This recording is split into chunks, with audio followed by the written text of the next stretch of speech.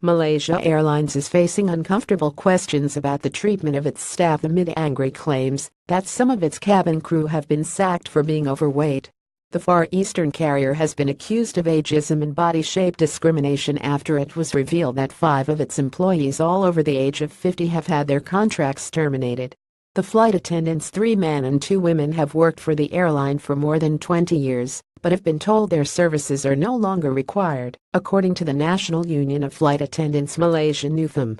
This is a classic case of discrimination which needs to be stopped, NUFM President Ismail Nasruddin told Kuala Lumpur newspaper The New Straits Times.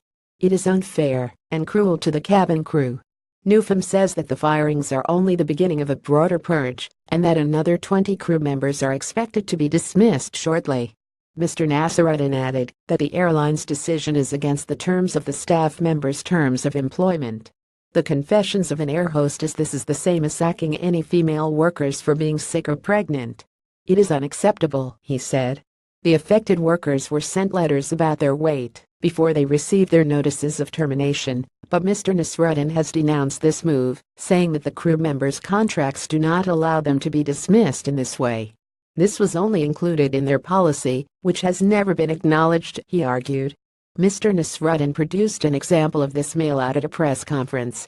It was sent to the staff member in question on September 14. It states that the recipient had continuously failed to achieve their ideal weight, as per the company's grooming manual. It reveals that the ideal weight for Malaysia Airlines cabin crew is apparently 67 kilograms. The weight of the crew member who received the letter was 89 kilograms. At a glance, flight attendant requirements in the past, the letter added that the recipient had failed to achieve the lighter figure despite being on a weight management program for 18 months.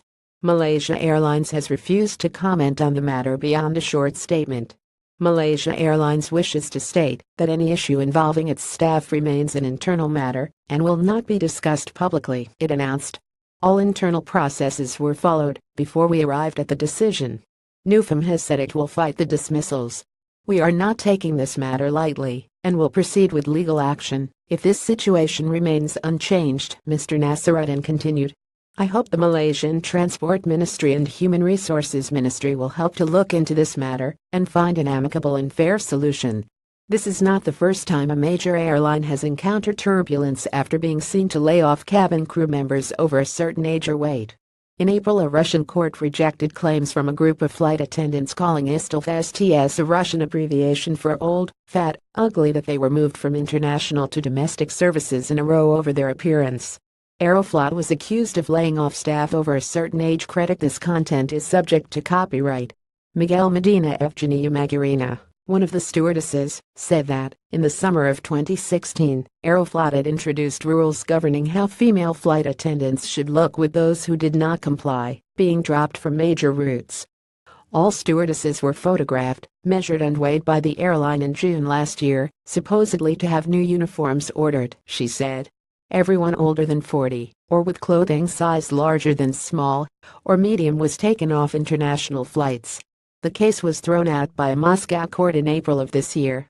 No stranger to controversy, Ryanair has also provoked accusations of sexism in a different way by publishing a regular calendar of female cabin crew members in bikinis. The budget airline has justified the girls of Ryanair by saying that proceeds go to charity. Ryanair scrapped its calendar in 2014. Spanish consumer rights group Facua has decried the calendar, saying that the company is attacking the dignity of women workers in general, and especially of cabin crew members, by presenting stereotypical images of these professionals which they have spent years struggling against.